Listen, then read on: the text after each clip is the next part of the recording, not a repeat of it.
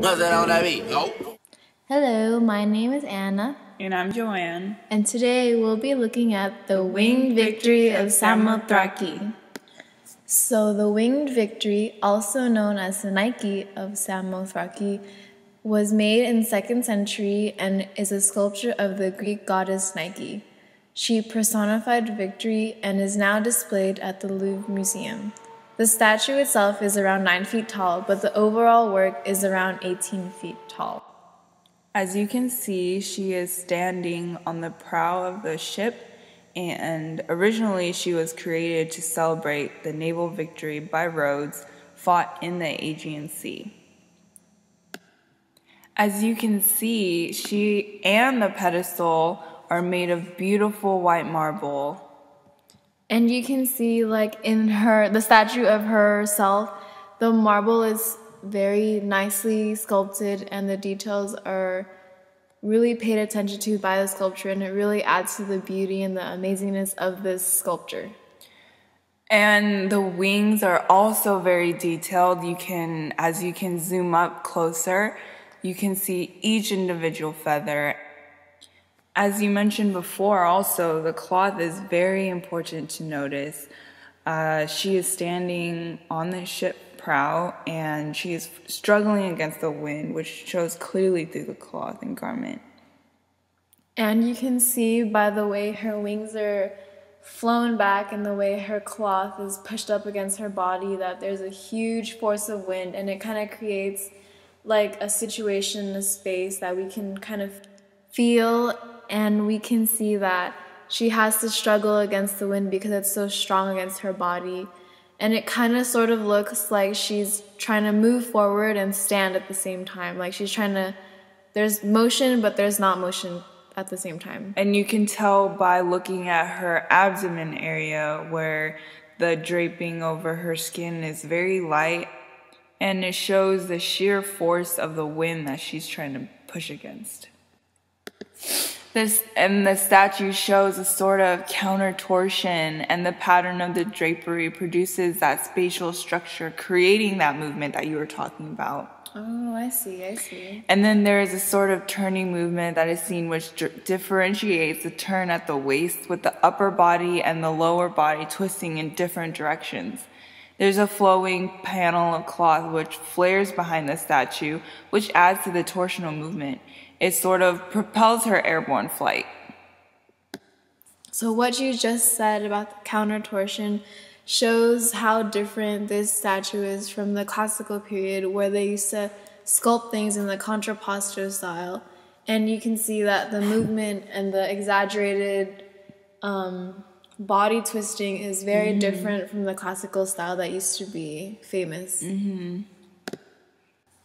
And to add on to what you were saying, there's a long vertical line that leads up to the right leg to the top of the torso. And the lines of her body show an energy of forward movement that you're talking about, with the wind blowing against her. And the horizontal position of the left hand wing adds to the dynamic feel of the composition. The left leg is also almost entirely hidden behind the drapery. Yeah, that idea of forward movement that you just talked about, it is seen clearly in the statue, and even though she's forward moving, it also shows that she's kind of struggling too, and the wind could be symbolic of like the struggles of the war that they had to overcome, just as she's trying to struggle to land on the prow of the ship. That's a very important point, because Nike is the goddess of victory, and the Greeks liked representing peace, fortune, vengeance, and justice, and she incorporates that as the goddess in the structure. So now let's focus on something that most people wouldn't focus on when they first see the statue, which is her placement on the prow of the ship.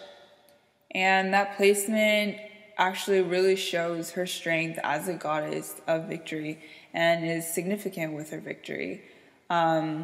The base of the victory of Samothrace depicts the prow of the battleship, typical of the time, which saw many new developments in naval architecture. The Hellenistic period and battles were largely oversea, and a good example of that is Alexander the Great conquering lands by naval battles. And that ties in very closely and with her and is significant with her victory. This information is very important because it shows that the winged victory is not for plain viewing purposes, but rather it is a symbol, a historical monument for Rome's domination. And because she's a symbol for domination, it can also translate to her as a symbol of strength and victory. Oh. Other things in this sculpture also add to this idea of strength, such as the battleship itself, which usually plays a huge role in wars, and the gusts of wind, which seem to be very strong and forceful. The fact that an unfastened cloak is held against the victory's body by the sheer force of the wind shows just how fast and strong it has to be. Past her historical significance, she's important to today's culture. Her figure is an inspiration to a huge multi-million-dollar company that was named after the goddess, Nike. The motto of this brand is "Just Do It," which calls for movement and activity, just like the victory is captured in the midst of movement. Overall, the image of the Greek goddess Nike demonstrates the level of technical skill achieved by Hellenistic sculptors.